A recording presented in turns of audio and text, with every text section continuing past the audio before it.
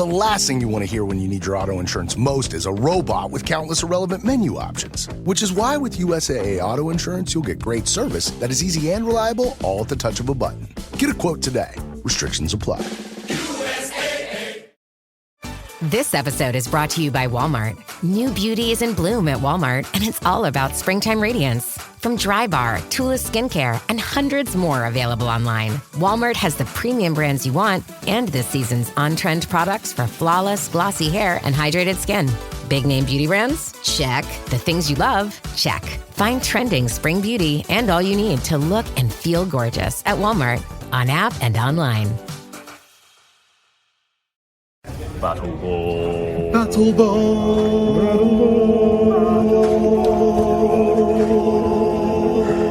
Oh yeah! We are Battleborn, and you're watching Brutally Delicious Podcast.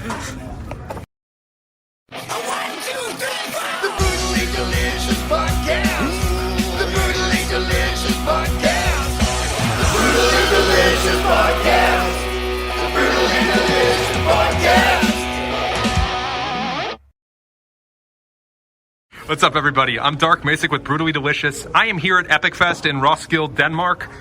Jet lagged to shit. We're here with Battleborn. Can you guys introduce yourselves going through? Yeah, hi, I'm Charlie, and I'm the drummer. I'm Tom. I do rhythm guitar and lead backing vocals. I'm Jack. I'm lead vocals. I'm Matt. I play bass, and I do bass vocals. I am Will, and I play guitar and keyboard and the most backing of all the backing vocals. The lowest of the low. So he's bass. What does that make you? Shit. Cool. I think we're allowed to swear. Oh, yeah, you are. All good. I had a whole planned series of questions, and I'm going to start with one that's just off the cuff. The shirts I saw, Highlander, Warriors, you had one of you have Arnold on? Yeah, yes, Arnold and Terminator. Sorry, I didn't see your shirt on I stage. had Macho Man Randy Savage. Did you? But I dripped through it because I drummed, so I've now got the Pokemon Death Star instead. Oh, okay. So. I always knew you was having an Elder Scrolls theme. Are we now pivoting to like 80s action movies? The 80s are pretty cool. End of question. Yeah, this is our first tour with a bit of a new look. It's more of that. We're incorporating a bit more of an 80s synth feel into the new stuff we're doing, and we really love all these films and the 80s vibe. It's just everything about that era really encapsulates what we're trying to go for going forward. So I think it was a period of heroes, really, kind of cultural icon heroes, and I think that's something that we all really enjoy and like the idea of pushing it into the music as well, and kind of giving people, modern day heroes as well. And also, there's so many bands will wear like a Judas Priest t-shirt or a Manowar t-shirt, and we love those bands, but we wanted to stand out from the crowd a bit and not be another band wearing a Wasp t-shirt or whatever. Sure. You also covered Burning Heart. What is that, Rocky 4 or something? Yeah, Rocky 4. Oh, man. When the first two notes came in, I was like, what? The Electric Eye was not that unexpected, but Burning Heart, I don't think I've ever heard a band cover that, let alone a metal band cover that. Yeah, Rocky 4 is one of the greatest track lists on it. It's just like wall to wall back. It's basically just a montage video of Rocky training over amazing pop songs. Yeah. Why not add to that? Because so many of those songs have been covered, right? I mean, Eye of the Tiger probably covered a million times. So. What's the Beast in Black cover as well? They did one of the ones. They did the No Easy Way Out. No Easy Way Out. Oh, yeah. I didn't know that was a cover. Yeah. Okay, so now on to like perhaps more serious stuff, or maybe you work it back in. Blood, Fire, Magic and Steel has been out for like almost exactly 2 years now. It was April. Yeah. That's right, April, I think. I'm old. I got the promo in April. I don't know when it hit the masses. That's right. So, have you made your dent in the world since then? How's reception been? Yeah, really, really happy with it. We've done quite a lot of touring off the back of that, which I think is a really good sign. And, the crowds get bigger each time. That's great. We've been hitting, I think on average 2 tours a year, varying sizes since that record came out. Culminating here, our first time in Europe, which is very, very exciting. The rest of the shows have been doing a headline. Sorry, Is that a Brexit joke? Mainland Europe. Our first run with some headline shows over on the mainland. We've done Belgium, Germany. Epic Fest, of course, and then on the way back home we got another German show, another show in Belgium. We've given Magic and Steel, not Magic and Steel, we've given Bloodfire Magic and Steel a bit more life because we released a bonus track, Magic and Steel, which was originally going to be on the album, didn't make the final cut, but we loved it too much to let it just rot on a hard drive. So we were like, we've got to put it out, so we put that out in September last year. Yeah. And that gave us an excuse to go and tour again, and it's gone down really well live. And it's also kind of fueled our slight direction changes because it's kind of had that more American speed metal, thrashy feeling to it, and that kind of brings the 80s into it a bit, and you know.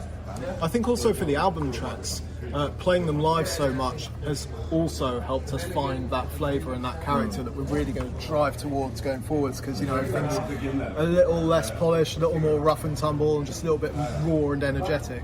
I think, the influences upon the band have become more cohesive through the kind of the lengthy touring that we've done. That's kind of what it's created, really. I always say that we are a band that our strength is our live show. Like the ultimate Battleborn experience is seeing us live. The album's good, you should listen to it. But like live is where you get the full us. That's everything. It's the show, it's the energy, and I think we want the music going forward to contain as much of that energy as we possibly can. Of course. So you've dropped those 2 singles, One on One and Magic and Steel. I had this joke, but apparently it doesn't work. You know, like Zeppelin has a song called Houses of the Holy. That is not on Houses of the Holy, it's on Physical Graffiti. And I was like, I mean, you got Blood and Fire in the first album, but then you have Magic and Steel. Like, is that... Like, was that a Zeppelin thing, or just you didn't want to leave it? The album title actually came from a lyric in the song Power Force, which gives you blood, fire, magic and steel. Yeah. Completely unrelated to the first single, which was called Blood and Fire, which is not... There are only so many metal words. Yeah, Stop running out. I think it was a complete accident, actually. There's the scoop.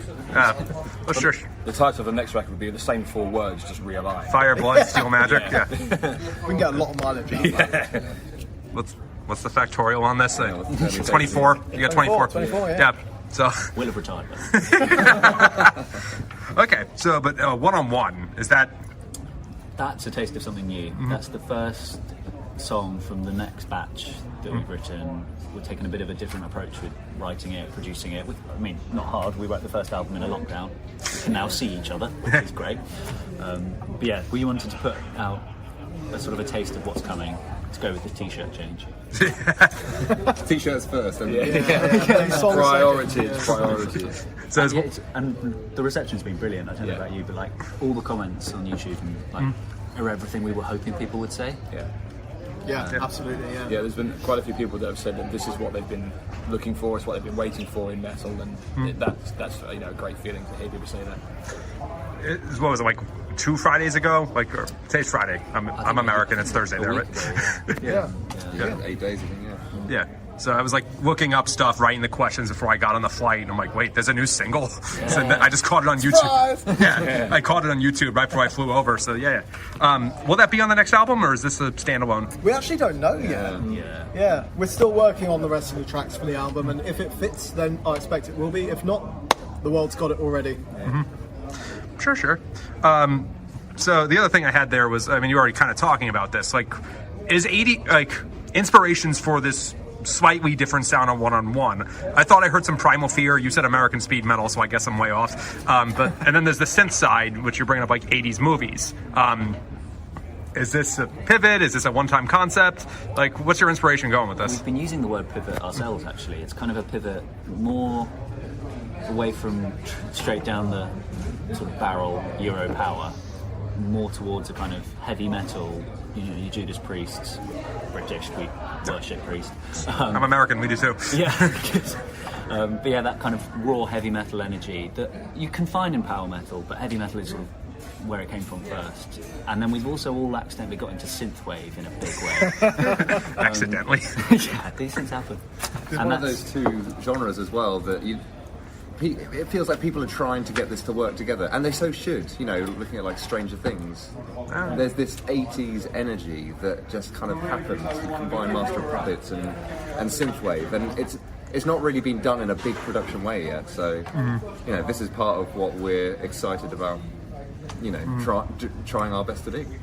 I had this thought of like, you mentioned Beast in Black earlier, like they and a little bit Battle Beast. I mean, I know they had the same songwriter for a while, but a little bit of that like 80s styled power metal versus like Rhapsody or Blind Guardian. Like, was that an influence, or you? Definitely, and I think we also share a lot of influences with Beast in Black as well. I think they've said that their big three are Judas Priest, Manowar, and Wasp, was it? So I mean, that's a great cocktail, right?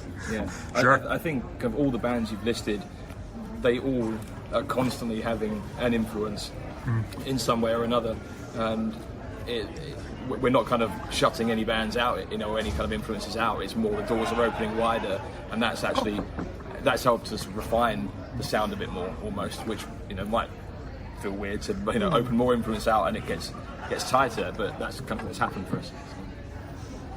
I had this thought in my head, but the jet lag just killed it. Okay, so playing Skyrim like 6 months ago. The Black Sacrament. Sweet mother, send your child unto me. For the sins of the unworthy must be baptized in blood and fire. Fear. Yes. Why'd you change it? Well, Just good. like to be canonically inaccurate for you. Don't want to get sued by Bethesda. Wait, is that copyrighted? It's not so metal. Fire. Sounds quite similar. Whoa. Fire of the Dark. Wait, you're going to jump to that Iron Maiden song? Yeah. Fear's pretty... There's the song title. That's what it should have been called. Write that down, guys. Congrats. Now I get to sue you. It's We'll actually... you on the album. You need to sign this waiver that you won. Are you guys making enough money that I could sue? We're losing money. Oh, man. We need to sue you. For writing. No, so it was actually just because it sounds cooler. Yeah, really was. There's some loose Dark Brotherhood themes in that song for sure. Oh, yeah. But also Blood and Fire. I think you wrote the chorus just in like 10 minutes. The previous chorus wasn't quite working, and Jack was just like, "Guys, I've fixed it." And I found the right words. And these 8 lines, and which I was just like, "Oh my god!" Yeah. And then it was sort of it was potentially going to be dropped off the album because that previous chorus just wasn't landing, and Jack did that, and then suddenly it was the lead single, and we were all so excited. Yeah. It's always a song that when we play live, it's often, if it's a new audience to us, when that song is played, it's kind of the moment when they turn over and then suddenly they loosen up and they get really excited and they start getting involved, and it seems to have that kind of, I don't know, some sort of power comes from it live that gets people It going. helps that the words are repeated a lot. Yeah. Very easy to like. Very easy to learn, yeah. I think that was the moment, because yes, I know Battleborn is that family in Whiterun, but I didn't read that and think, oh, Skyrim. But when that chorus hit, was that the third track on the album? I was like, oh, Skyrim. Or Elder Scrolls more broadly. So to me, that was always the solidifying theme. And it took me over a year to be like, wait, that's not how the sacrament goes. Like, you fuckers rewrote it in my mind for a while. We should contact the voice actor who voiced the child and then get a mod made where the only change to the whole game is that when he reads it out loud, he says blood and fire. But it's the chorus, right? Yeah, it's like blood and I fire. wonder how many people sing Blood and Fear to us. I don't care. They're singing. Yeah. Good enough for me. That voice actor's probably like, 25 now, by the way. The kid in Riften or whatever. Yeah. Is it Winterhold? No, it's Winterhold. Winterhold. Yeah. Okay, so what's going to happen first? Elder Scrolls 6 or Battleborn makes it to the US? I reckon us. Yeah, we'll make it us. There's no answer you could have given me there that's going to make me happy, but I'm still glad to hear you guys will be there. First, we have to release Blood, Fire, Magic, and Steel another 3 times with separate editions. Blood, Fire, Magic, and Steel for Switch. Are there any plans there? Like, are you going to get on like Mad with Power or Prog Power or something? We were hoping for Prog Power at one point. There was, a potential avenue, but at the moment it's, still in the works. So I think that will be our, one of our main targets. But also, we're not afraid to come and kind of road dog it and drive around and go from state to Do you know how state. big America is? Yes, It's huge. it just means we get to sleep for longer in the van. Oh yeah. Yeah, this is our first time outside of the UK, so this is a huge step for us, and we definitely want to make Europe our regular stomping ground. America would obviously be another step, so it's a bit further, a bit more expensive. It's also situational dependent. You never really know what opportunities you're going to get, and we're not really in a situation to be saying no to things. If there are big things, then yeah, America will be there. Right. So you just hinted that maybe you will like hit the road in America. When I talked to like Fellowship last year, they were saying like we will be there as soon as we're not going to lose a shit ton of money, which probably means festivals. You're saying you'll get in the van and drive? That's huge. Yeah, we're not afraid to lose money. If we need to, yeah. Oh my, whoa. I mean, you could do like the Emperor thing or Powerwolf. They play like 6 cities and call it a day.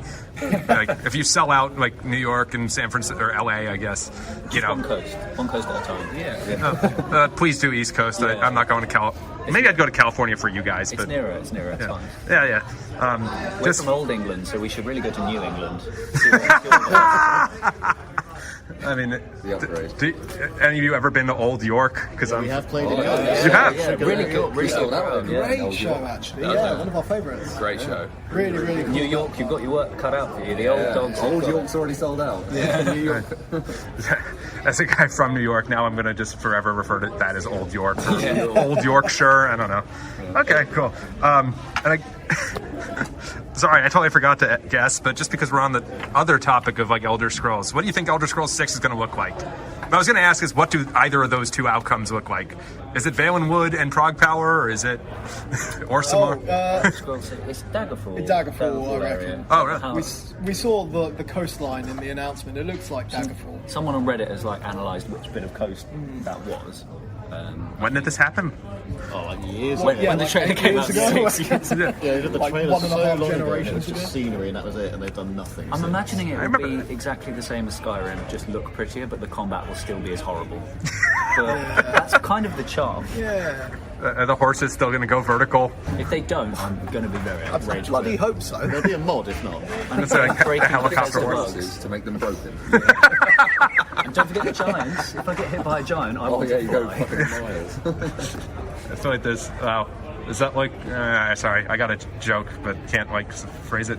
Last question before we wrap things up. What is your favorite Skyrim build? And please do not say Stealth Archer. Oh shit, I won't answer this one. I like to go for a Daedric Dark Elf, Daedric armor, Daedric sword, just fire. It's like Spellblade. That's exactly the same as my first character, actually. That was probably my favourite as well. It's funny. Everybody. My last playthrough, I made the Lusty Argonian Maid. Oh, So that was really just a melee stealth build, think like a bard in D&D, with very few clothes on. sure. Matt, you're giving me two-handed battle axe.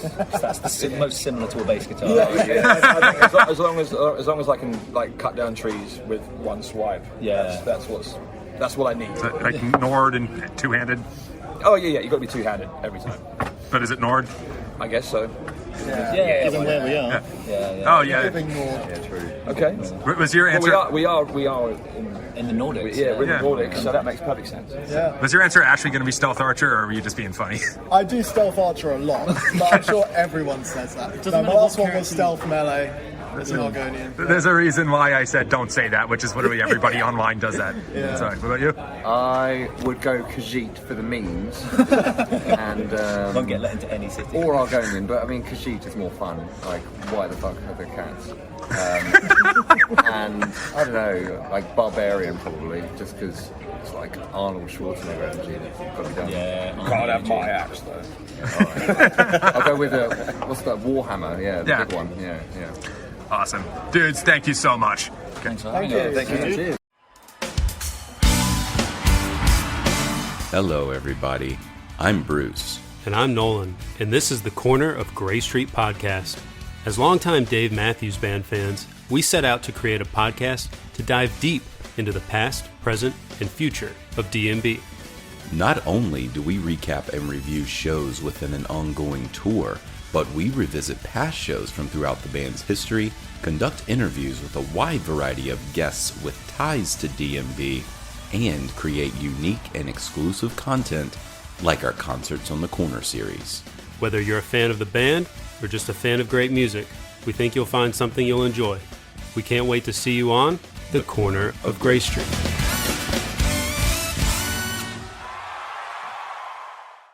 Hello, Tom May here, host of Future Friday. I've spent the last 15 years on the road with my band, The Menzingers, where I've met all kinds of wild and fascinating people. So I started a podcast. On Future Friday, I talked to fellow musicians about the moments that made them, their passions outside of music, and the curiosities that tie us all together.